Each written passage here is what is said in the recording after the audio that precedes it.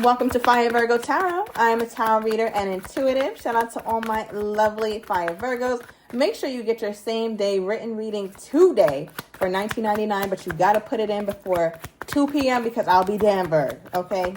Like I said, I'll be getting so many orders, but it's been so much fun and so helpful. So yeah, now let's get into it. So I don't understand, Virgo, who the fuck is this Aquarius, okay? It doesn't have to be an Aquarius. I feel like I keep getting it for you and Leo. Retrograde, we are in the shadow period. I believe it officially starts tomorrow. Correct me down below. So I feel like there's a lot about things resurfacing, right? Illusions, the things that we kind of needed to put an end to, but we kind of didn't. All right, now if this is not an Aquarius, it's definitely somebody with air-like quality. So think King of Swords, Queen of Swords, somebody who is very, they have this energy to them where it's very attractive, because they're not necessarily the most bubbly. You can't quite see them when you look at them, if you know what I mean. So it leaves a lot to the mind, right? So there's a lot of fantasizing, I feel like, that this person invokes in other people because they don't wear themselves on their sleeve. Like they don't wear their heart on their sleeve. They're not like, oh, I'm an open book. They're not, okay? They're pretty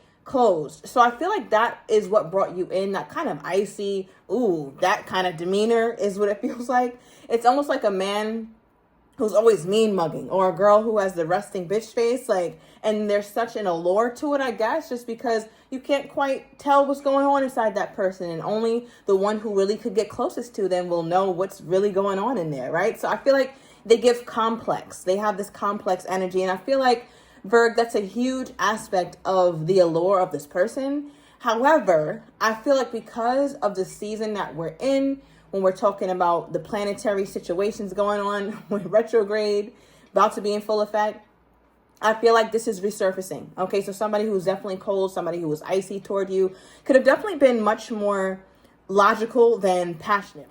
They really led with their mind, Virgo. And I feel like that's the problem, because us Virgos, we need warmth, right? Like we need affection and kindness, and this person to just be a little bit more in their heart space. And I feel like, Virgo, that could have been the breakdown of this connection, is that they didn't really dwell in the heart. And I feel like that shit got tiring, because over time you looked at it like, wow, like, wait a minute, what am I really getting from this, right? You could have been laying in bed one night and you just realized all type of bullshit, like, damn, this person is really not like this. They did this instead of that. They didn't speak up when they should have. They made me feel a certain kind of way. And I feel like when you look at it for all that, Virgo, you're okay with releasing this person, or at least you try to, right? And again, because of the retrograde, there could be an illusion that this is not done. So Virgo, I'm telling you right now, if you shut that door, keep that door locked, okay? Keep it padlocked, bolted, okay? With a wooden plank, I'm talking 4 by 4 over the door, because you don't need to open it. Now, if you haven't let this go, Virg, you might find that these feelings are resurfacing and you're starting to reconsider it again. All right. Now, what also came out is the incompatibility card, right? So I feel like, Virgo, you started to realize, like, not only are they a certain way that kind of rubs you the wrong way, but it might be deeper than you gave it credit for. You guys might not be as compatible as you thought you would be. All right. But with I want you here, I feel like the heart wants what the heart wants, period. So because of that, I feel like this thing went on longer than you would have liked it to. So let's get deeper into it. Okay, I want to pull one more, and then I'm going to get into the tarot. We're going to get more energy on you, Virgo, and then I'm going to get your person. Oh, okay. So overall, we have chemistry is on 1,000%. That's interesting, right? Because people who aren't compatible don't always notice, because the chemistry are there, right? The vibes are there. Everything is right. We laughed, we talked, we flirted, we had a wonderful time. That's what this feels like. Because you guys really understood each other on certain levels, I feel like, Virg, that really clouded the judgment. All right, because I'm seeing the moon card, the card of illusion. Oh, here it is. Thank you, Spirit. The card of illusions. Somebody here could be a Virgo moon. All right. But I think because of that, Virgo, it really... It made you not put so much importance on the misalignments that you saw, right? It could be something around family. Maybe they want to raise children a certain way or have no children, or they're not have a great relationship with their children and you do, so you don't understand that deadbeat shit, right? There could be a certain huge incompatibility when it comes to how they think about the world, how they see the world. You see the cup half full. They see it half empty. Some of you guys are just happy to have a damn cup, right? So there's a lot of, it feels like there's a lot of fundamental differences that are coming up that really shook this connection up here, Virgo. And I think that's the thing that really made you think twice, okay? More than twice. Now, interesting is, I'm going to just let y'all, okay, put this together. So if you're not looking, you might want to take a quick gander, okay, because this is the tube. So yeah, there's that. So I feel like Virgo, all right, I don't know whose energy this is. I don't know if it's yours or theirs. It could be theirs, all right, especially if you're the feminine here. So this is definitely something that they're thinking of, all right, but also aside from that kind of energy, SAEXA energy, I feel like this speaks to your person. I feel like you look at them, Virgo, as though they can be manipulative, or as though they can try to really get their way, right? But there's this energy that's coming out about them where it's like they want you, Virgo, to feel good about whatever decisions you're making within this relationship. So if you pull back from them, it's like, all right, let Virgo pull back then. I'm not going to force it. If Virgo needs to pull back from me for a moment or whatever the hell Virgo sees fit, I'm going to let that happen. I'm not going to interfere with that process because I want Virgo to feel good about the things that they do. That's what this feels like that energy is as well. Okay, so you might think very, I don't know, Virgo, if you're mad at them or you're just kind of, you could be dealing with a Libra. I'm getting a Gemini, a lot of air. I just saw Justice, which is Libra, the Fool card, Gemini. So a lot of air. And again, it does not have to be any of those signs, Virg. It just means your person has a lot of air characteristics, or there's something airy about their personality, meaning that they could be disconnected, they could be cold, they don't really function from their heart, they're not super expressive, right? But one positive quality, or not that they're all bad, but one of the really good qualities is that I feel like your person has the ability to look at things from an impartial sense. Like they don't give themselves all this credit just because. If they're wrong, they're wrong. If you're right, you're right. And that's what this feels like. Like they want you to feel good about however you feel, and they're not going to get involved with that. All right, but I feel like Virgo wants somebody who's going to come and change their damn mind. Like Virgo wants somebody who's going to come and put a stop to some shit. And I don't blame you, Virgo. I don't like a passive lover. I can't do nothing with that. Okay? You want me to make all these decisions and let me leave Virgo alone because Virgo's upset. No, come to the dough. Okay? Come to my house. Call my phone. Email me if I blocked you. Okay? Roll out the red carpet even though I said I never want to see you again. You should have known I was just upset. That's what Virgo wants. Okay. Clarify this. Why is this air energy coming up so heavily in my Virgo's reading? Okay. Oh, this is funny. Okay. So we have the Nine of Cups. All right, there's that Nine of Cups, just jumping for joy. Nine of Cups is wish fulfillment for me as a reader. It's you ticking all their boxes, right? So I find this so interesting, Virgo, because it's like, how the hell is this person, as I'm clarifying the air energy, I'm like, all right, what the hell is all that's about? It's very prominent in your reading. And we got the Nine of Cups to clarify that. Now, why this is significant is because we just went on a whole tangent about your person and how unexpressive they are and they get cold. They are mind over matter, mind over heart in every way, it seems. But it's like deep down in there, if you break through a little bit of the ice, you'll feel warmth.